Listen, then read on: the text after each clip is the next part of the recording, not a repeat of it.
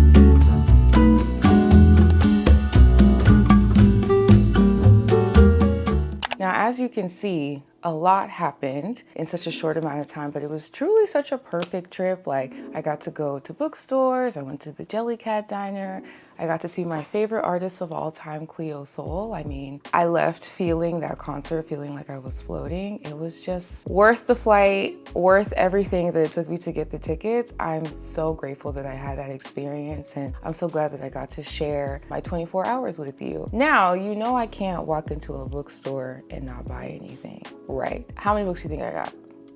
If you guessed 6, you would be correct. Let's talk about them. The Simple Art of Killing a Woman by Patricia Melo. It's a translated book from Portuguese and is translated by Sophie Lewis. And it's described as the simple art of killing a woman vividly conjures the power women can hold in the face of overwhelming male violence, the resilience of community despite state-sponsored degradation, and the potential of the jungle to save us all. It sounded very interesting. You know, I'm trying to read more translated lit, so it fit all the boxes for me. Here's the cover of that. I'm really excited to read it and see what it's about. Next is a book that I've talked about getting for a while, and it's Don't Cry for Me by Daniel Black. This is the first book before Isaac's Song, but you don't have to read them in order. Some people say it's better to read it in order, but it's too late for me now. I've already read Isaac's Song, so I'm going back to read Don't Cry for Me. And if you aren't aware about what it's about, a Black father makes amends with his gay son through letters written on his deathbed in the wise and penetrating novel of empathy and forgiveness. So yeah, I'm really looking forward to this one.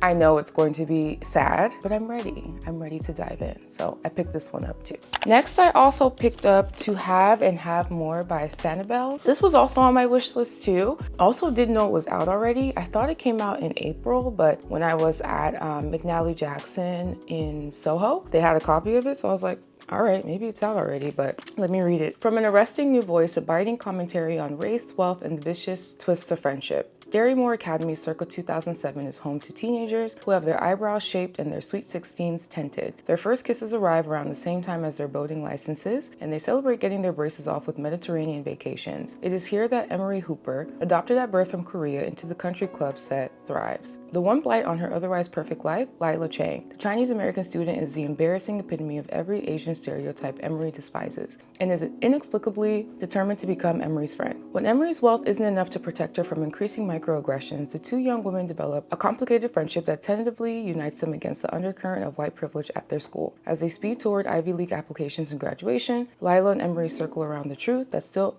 irrevocably separates them. With enough money, actions don't have consequences.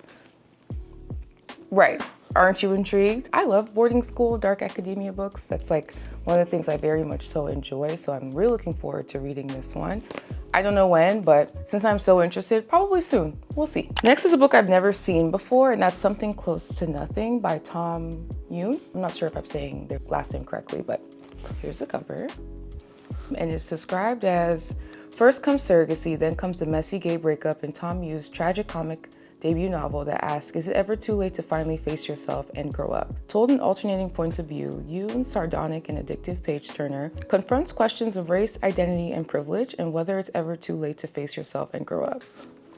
very like intrigued. I'm intrigued. I want to know more. So I picked it up and the cover is super cool. So looking forward to reading that. And all the books that I mentioned have either been out for a while or just came out recently, but this one is one that just came out recently, and that's Theft by Abdul Razak Gurna. I think it came out maybe like 2 weeks ago, recently, but this one was also on my list. And it's described as a master storyteller captures an era of dizzying global change. At the turn of the 21st century, 3 young people come of age in Tanzania. Kareem returns to his sleepy hometown after university with new swagger and ambition. Fauza glimpses in him a chance at escape from a smothering upbringing. The two of them offer a haven to Badar, a poor boy still unsure if the future holds anything for him at all. As tourism and technology reach their quiet corner of the world, bringing unexpected opportunities and perils, each arrives at a different understanding of what it means to take your fate into your own hands. Again, has all the things I'm interested in. Curious about the technology piece, given the world that we live in right now. But I think I saw the cover of it maybe last year and I was like, ooh,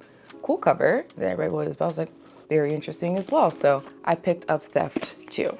Now, the moment that you've all been waiting for, or maybe not, but in my last video, I did mention that I was doing a giveaway, and now it's time to announce the winner. But first and foremost, I want to thank everyone for not only watching the video, subscribing and commenting. I really appreciate it. We share a lot of similarities and favorite authors, and then I was able to discover some new authors from y'all, so thank you so much. Now, after a random automated website that I used to pick the winner of the $100 gift card to bookshop.org is at Bryn D. Thank you so much for participating. At Bryn D, go ahead and DM me on Instagram so that I can get that gift card over to you. Not to worry if you didn't win, I will be doing many more giveaways because I love them. Make sure to just stay tuned for all of that. If you made it this far, again, thank you so much for watching this video, and I look forward to seeing you in the next one.